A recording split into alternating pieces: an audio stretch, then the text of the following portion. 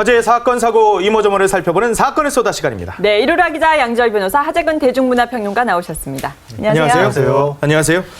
아, 기대했었던 모란봉악단의 공연이 급 취소됐는데 어떻게 된 거예요? 이게 지금 아무도 그 취소 이유에 대해서는 밝히지 않고 있죠. 북한 측은 그렇다 치더라도 중국 측에서 중국 당국 그리고 언론도 모두 침묵을 일관하고 있는데 보니까 중국 정부 같은 경우에는 뭐 관련된 기사라든지 댓글 이런 걸 다 삭제한 상태입니다.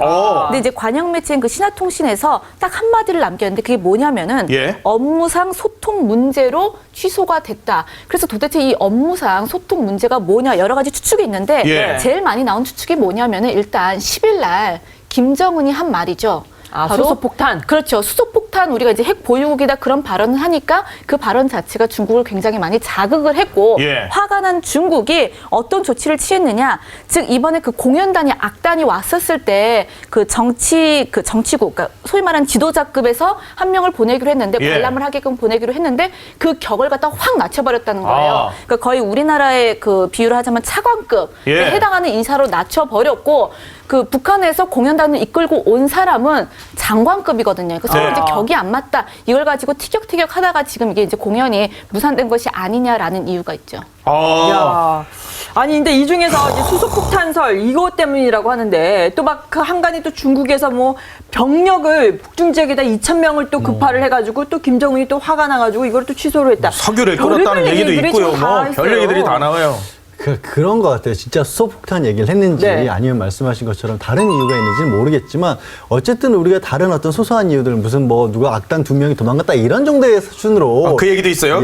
현성월 얘기 또 너무 많이 했다고 또 그런 얘기도 있고. 그렇죠. 현성월 얘기 예전 애인 얘기를 너무 많이 해서 김정은이 삐졌다 이런 얘기도 하지만 그런 정도로까지 김정은이 생각이 없을 것 같지는 않고 다만 생각해 볼 수 있는 건 이런 거죠. 수소폭탄 이가 왜 나왔을까요? 이게 김정은 입장에서는 야 나도 지금 건재하고 북한도 지금 건재하고 나 중국과도 어깨 겨룰만 창줄 된다. 우리 할아버지 아버지 못지않게 대우해달라.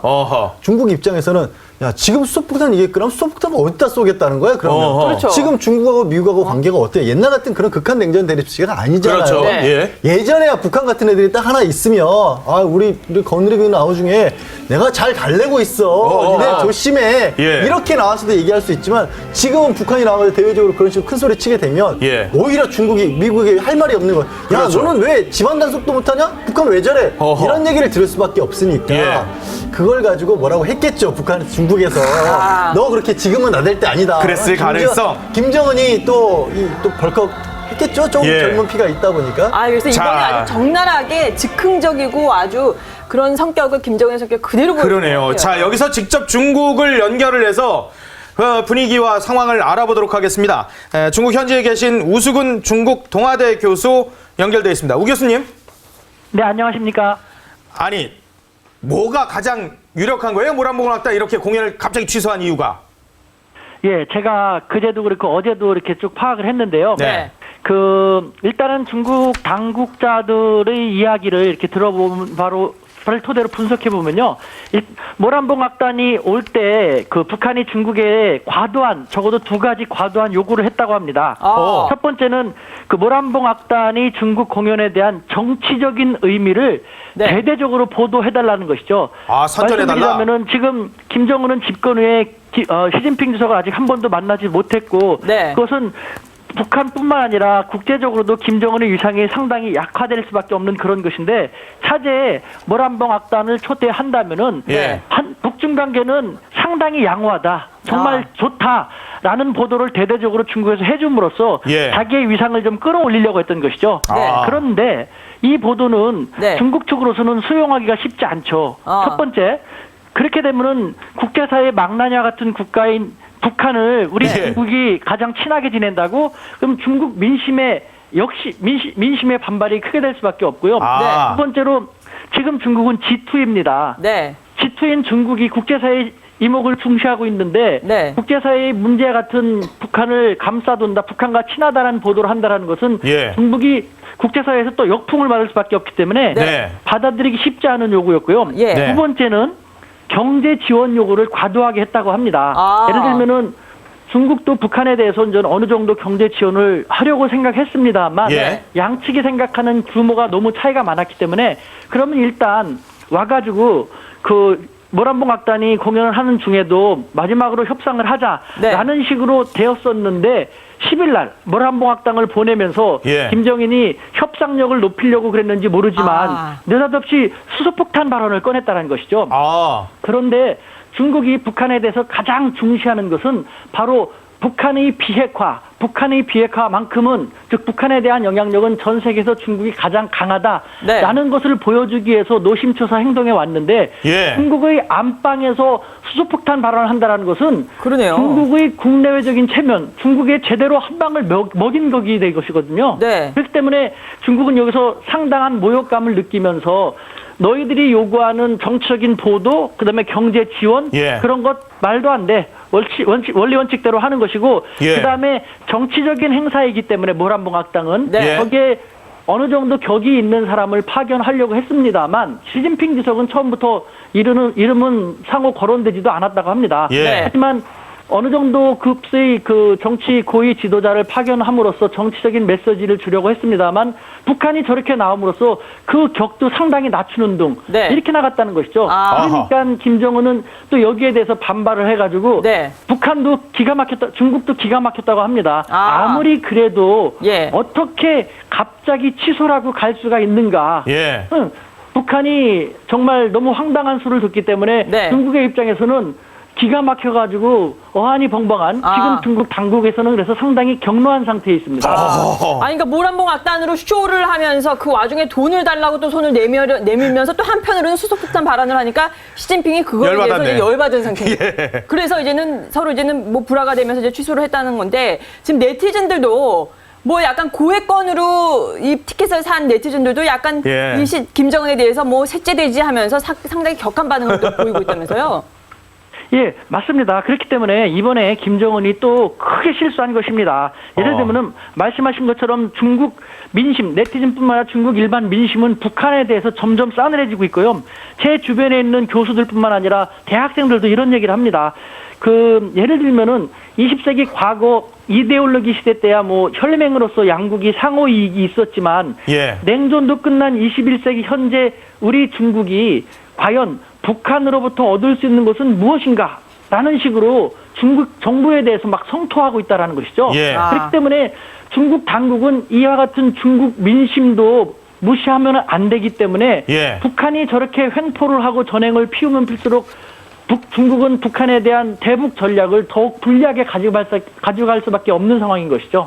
그러네요. 지금 뭐 공연당 10명 보내놓고 막 돈 달라고 그러고 막 북중관계 좋다고 선전하려고 그랬는데 그게 안 됐다 그러면 이런 중국이 사실 대국이라서 항공모함과 같이 서서히 움직이잖아요. 근데 그동안에 사실 북한이 너무나 많은 신뢰를 중국한테 주지를 못한 상황이 되다 보니까 그렇게 되면은 시진핑이 더더욱 김정은을 만나기 어려워지는 것 같은데요? 맞습니다. 한국 일각에서는 내년 4월이나 5월 달에 김정은을 초청해서 북중 정상회담을 할 것이다라는 그런 얘기가 없지 않았던 것 같은데요. 제가 차제에 이 당국자들을 만나고 다시 한번 다각도로 파악을 했는데 북중 관계는 북한이 비핵화에 대해서 전향적인 자세를 보이지 않는 한 시진핑 주석은 매우 단호한 분이기 때문에 그 북한이 변하지 않는 한 함부로 할 수가 없다라는 그런 기조를 쭉 해왔다. 그런데 지금 북한이 아직도 그와 같은 기조에는 변화가 없다. 다만 류인산을 지난 10월 달에 노동당 창건 70주년에 보냈고 거기서 북한이 약간 달라지는 듯한 모습을 보였기 때문에 이번에 정치적인 의미로서 모란봉 악단을 초청을 한 것인데 바로 이와 같이 중국의 안방인 베이징에서 수소폭탄 발언, 중국 너희들 봐라 라는 식으로 수소폭탄 발언을 함으로써 중국의 권위에 도전하고 국제사회에서 중국의 체면을 처절히도 짓밟는 저 북한과 어떻게 정상회담을 하겠는가 라는 것이 중국의 항변인 것이죠. 요거 하나만 간단하게 좀 대답을 해주세요. 지금 뭐 북중 접경 지역에 지금 중국에서 뭐 그 병력을 한 2,000명 급발했다 이런 얘기도 나오고 또 이제는 모란봉 악단의 2명이 탈출을 했다. 그래서 철수한 거다 이런 얘기도 나오는데 지금 중국에서 어떤 식으로 지금 좀 파악이 되고 계세요? 모란봉악단 2명 탈출 그런 것은 잘 모르겠고요. 예.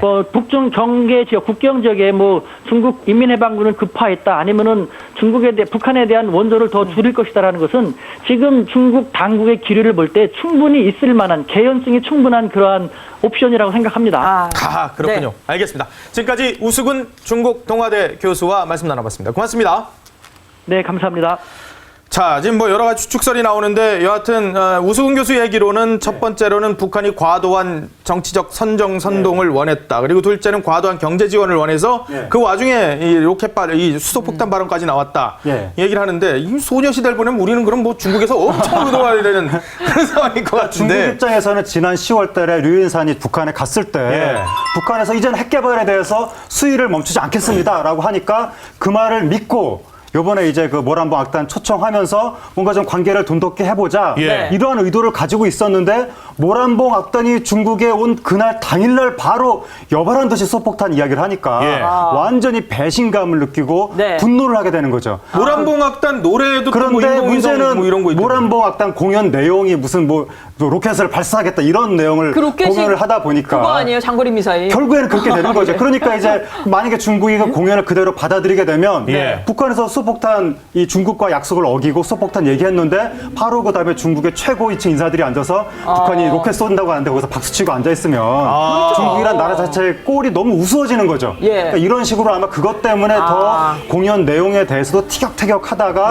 뭔가 좀 이 북한이 안 좋은 선택을 한 것이 아닌가 싶기도 한데 이게 정말 황당한 게 모란봉 악단이 북한의 그 친솔 악단, 그 김정은 친위 악단, 원수님의 악단 이런 거 아닙니까? 그러니까 단순한 문화 공연이 아니라 일종의 이거는 국가 의전인데 이거를 가지고 서로 적대적인 나라끼리도 현장에서 파토내는 경우는 거의 없는데 우호적인 나라인데 여기가 우호적인 나라인데 여기가 공연장인데 공연 당일날 호텔에서 나와서 일로 가다 말고 이렇게 가서 가버리고 아니 국가 의전을 이렇게 하는 나라의 세상에 어디 있습니까? 그래서 우리나라 네티즌들도 지금 김정은 패기 보소 막 이러고 있는 거.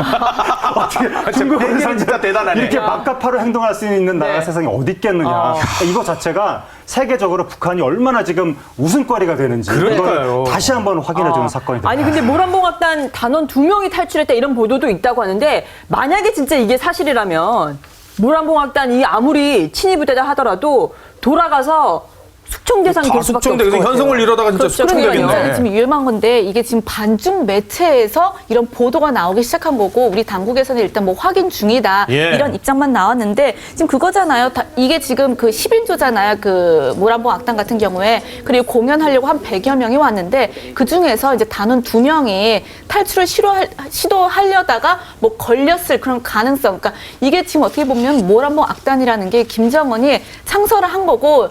뭐 3년 동안 19차례나 본인이 직접 가서 공연을 볼 정도로 굉장히 애착하는 그런 공연단인데 이게 첫 해외 공연에 갑자기 탈출설이 나오면 자기 위신이 많이 깎인다고 생각을 했기 때문에 이것 때문에 화가 나서 다 돌아와라. 물론 이제 이런 말도 있긴 하지만은 글쎄요. 아까 전에 이제 그 교수님 말씀하셨던 것처럼 어떤 경제적 문제, 정치적 문제가 더 있었지 않았나 싶습니다. 아니 당일에 이게 취소 당일 아침부터 전조가 있었다면서요? 뭔가 이상 징후가. 이게 뭐냐면 모란봉 악단이 베이징에 10일 날 도착을 했었잖아요. 그리고 12일부터 이제 공연을 시작하기로 돼 있었는데 10일 날 도착했을 때도 그 호텔 주변에 별 경비가 없었어요. 삼엄하지도 않았는데 그 공연 당일날 12일부터 갑자기 검은색 차량 이런 게 좀 많이 보이기도 하고 뭔가 좀 심상치 않았다라는 거죠. 그러니까 그리고 나서 그 이제 여성 단원들이 그 이제 공항으로 가서 북한으로 가버린 거고 그 뒤에 목격된 사람들이 누구냐? 주중 북한 대사랑 왕자르의 부주석 이제 목격이 됐다라는 거예요. 높은 사람들이. 그렇죠. 높은 사람들이 호텔에서 뭔가 계속 북한 측이랑 실랑이를 벌였다. 그리고 그 결국 그 단원들 몇 명은 핵심 멤버들은 다 북한으로 돌아가 버렸고 나머지도 뭐 이제 육로를 통해서 갔다. 그러니까 아무래도 그날 더 문제가 컸던 거죠. 아니 모란봉 악단 단장이 김정은의 옛 애인 현송월 아닙니까? 근데 이번에 파장으로 인해서 진짜 뭐 수용소나 어디 끌려갈 수도 있을 것 같아요. 그러니까 그동안 현성월이 뭐 처형당했다, 뭐 수청당했다 이러한 설이 있다가 이번에 모습을 드러낸 것을 보면서 이번에 정말 모란봉 악단 어벤져스가 가는구나. 완전체가 가는구나. 북한이 그만큼 이번에 힘을 줬구나라고 생각을 했었는데 이게 이제 김정은 입장에서는 그런 걸 통해서 자기네 체제를 홍보하려고 했을 텐데 사람들의 관심이 김정은의 옛 여자친구 그렇다면 이설주와의 관계는 막 이런 식으로 지금 개인 치정, 최고 존엄의 개인 치정 이런 쪽으로 관심이 가니까 아무래도 이제 북한 최고 지도층 입장에서는 좀 기분이 나쁘지 않았겠느냐 뭐 그런 얘기도 있고 요번에 좀 웃기는 게 이게 그러니까 북한 입장에서는 엄청난 지금 결기를 보인 거 아닙니까? 예. 그런데 그러면 이 악단 이렇게 왔다가 우리 돌아간다라고 했을 때는 쫙 가야 되잖아요. 근데 모란봉 악단 핵심 사람들만 이 비행기 타고 가고 나머지 사람들은 지금 기차 타고 아직도 중국에 아직도 가고 있는 있다는 거죠? 거죠. 네. 그래서 압록강에서 평양 가는데 막 3일에서 10일까지도 걸린다고 하는데 그게 사정이 안 좋아서 그러니까 국가의 채모가 그렇게 엄청난 결기를 보였는데 네. 바로 가지도 못하고 기차 타고 완행으로 가야 되는 이 북한이라는 나라의 그 좀 네. 무스캉스러운 채모가 아니 아까 전에 그 보니까 현송월이 인터뷰하는 거 보니까 샤넬백을 또 들고 있는데 거의 리설주처럼. 그러니까 이제 현성으로 딱 나타나는데 우리나라 뭐 기자가 가도 피하지 않고 당당하게 야. 딱 맞이하고 예. 이런 모습이 어쩌면 또 김정은의 심기를 거슬렸을 수도 있다. 네. 뭐 그런 얘기도 지금 나오고 있습니다. 아무튼 야. 뭐 알 수 없는 집단 북한. 자, 이 와중에 또 좀 특이한 사건이 하나 있어요. 내연녀한테 아파트 사주고 나서 헤어지고 나니까 다시 아파트 값 돌려달라고 소송을 제기한 남성이 있었다며요. 근데 그 남성이 일부를 돌려받을 수 있게 됐습니다. 아, 그래도 된대요? 그 이유에 대해서는 우리 양철 변호사님께서 이야기를 해주실 예. 텐데 먼저 이게 정말 이런 상황이 뭐냐 이 사건 개요를 좀 말씀을 드리자면은 일단 54살 남성이 있고 이 남성 같은 경우는 아내가 있었죠. 근데 별거 기간이었어요. 별거 중이었었고 이제 여기 등장하는 여성이 36살 유흥업소 직원입니다. 이 둘이 한 2008년 정도 만나게 됐는데 그러니까 아내랑 별거 중인 상태에서 남편이 유흥업소 가서 여성을 만난 거잖아요. 근데 보니까 굉장히 많이 여자한테 투자를 했어요. 뭐 빚도 갚아주고 월 400만 원 내가 이제 뭐 생활비식으로 주겠다. 야, 우리 이제 연인하자. 네. 제안도 있고 고급 승용차, 밍크 코트 그리고 또 뭐 다이아몬드 반지까지 사줬네요. 이거 야. 거의 결혼하자는 소리나 비슷할 수도 있는데 네. 이렇게 이제 이래서 내연 관계를 유지를 했습니다.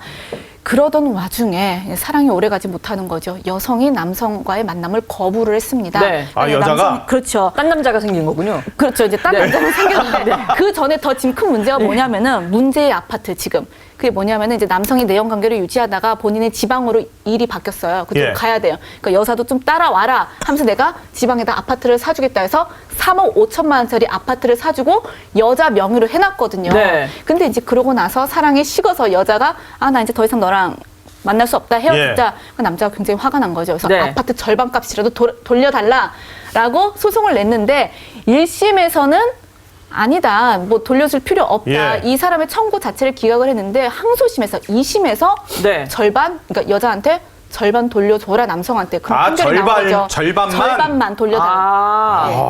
아니, 그러니까 한 채를 다 사줘도 이제 절반밖에 못 돌려받는 유흥업소 여자한테 이제 집을 사주면 그런 얘기인데 이게 왜 이렇게 판결이 바뀐 거죠? 그러니까 원래는 만약에 이 남성이 그냥 멀쩡히 가정에 있는 남성이 그러니까 바깥에서 뭐 혼외 예. 이런 관계를 유지하면서 그런 관계를 유지하기 위한 조건으로 아파트를 사준 거라면 이거 한 푼도 못 돌려받아요.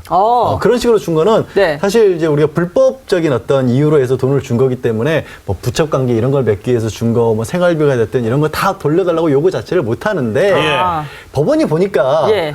아 이게 남편이 사실은 별거를 했단 말이에요. 어쨌든. 예. 그러니까 정상적으로 혼인관계가 유지되는 과정에서 이중적인 생활을 한 게 아니고 예. 어쨌든 법적으로는 남아 있었지만 여기 거의 끝난 상태였고 예. 진짜 결혼을 또 목적으로 이 여자를 만난 거다 이런 그럴 의미인 어떤 거예요? 유지가 있어 예. 보이는 게 또 뭐냐면 그전에는 어찌됐든 단순하게 뭐 그냥 만나면서 만남 정도만 가졌는데 예. 남자가 지방 내려가면서 같이 살았어요. 그때부터는 사실혼이라고 볼 여지가 있었던 거죠. 동거를 했군요, 지방에서. 동거를 한 그러니까. 거예요. 그러다 보니까 야, 이 정도면 이 남자도 아무리 18살 차이가 나지만 야, 이건 그냥 단순하게 뭐 어떤 유의를 네. 위해서 남자 여자를 만났다고 예. 보기 어려웠던 거지. 그리고 나서 여자가 중간에 또 돌려주겠다가 약속도 했어요. 네. 아, 여자가? 예. 그러니까 야, 이 정도는 반은 줘라라고 한 거죠. 아니, 만약에 이 남자가 여자 명의로 아파트를 안 사줬었으면 어떻게 되는 거예요? 그럼 문제가 없는 거죠? 자기 명의로 갖고 있었으면 그냥 끝까지 자기 명의인 거 명의를 그냥 그러니까- 빌려준 거니까 집을 빌려준 거밖에 안 된 거죠. 그건 네. 집세를 돌려달라고 요구를 하겠지만 그 정도는 안 받아주겠죠. 또. 그렇겠죠. 아파트 명의를 준 게. 근데 이게는 보는 관점에 따라서 다른 것 같아요. 이 남자분들 입장에서는 반은 돌려받는구나. 그러는데 이제 여자 입장에서는 봐봐라 반밖에 못 받는다.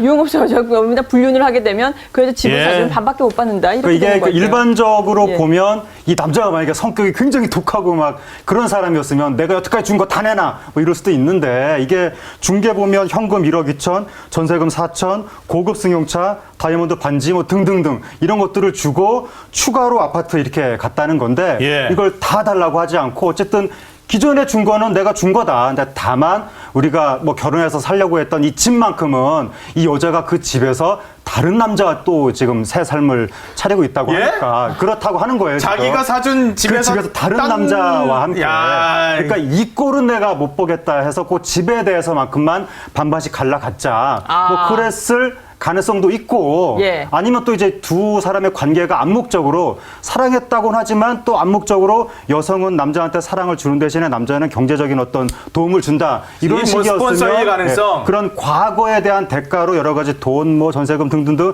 단 과거에 지나간 대가지만 미래는 깨졌으니까 미래를 함께 하려고 준비했던 아파트 이건 반으로 가르자 뭐 이러한 심리가 남성한테 있을 수도 있습니다. 이게 대법원에서 혹시 바뀔 가능성도 있어요? 가능성은 있어요. 저는 왜 그러냐면 이게 법원의 판결이 고등법원 가사부에서 한 거고 남자는 이걸 사실혼을 여자가 깬 것이 잘못이라는 걸 전제로 들어간 거예요. 그러면 과연 어쨌든 법적으로 아마 가족관계 등록부상은 남아 있었을 거예요. 어쨌든 법적으로 유부남인 사람이 바람핀 거니까 바람핀 걸로 봐야 되는 게 아니냐. 또 그렇게 되면 만약에 그렇게 되면 사실혼이 깨진 게 아닌 게. 그러니까 현재 어쨌든 결혼을 하고 있는 상태에서는 이게 사실혼 인정 안 해주거든요. 아 그래요? 그건 내연녀이지 사실혼이 아니라고 보는 게 원칙인데 아까 설명을 드렸던 것처럼 고등법원에서 보기에 야 이건 좀 심하다라고 본 거죠. 내연녀가 다시 바람핀 거는 법적으로는 전혀 하자를 안 잡아요? 그러니까 내연녀가 바람을 핀 게 만약에 사실혼 관계였을 때 바람을 피웠으면 문제가 되는데 나도 바람 피고 있으면서 여자가 바람 핀 건 문제 못 삼는다는 거예요. 그게 법이에요.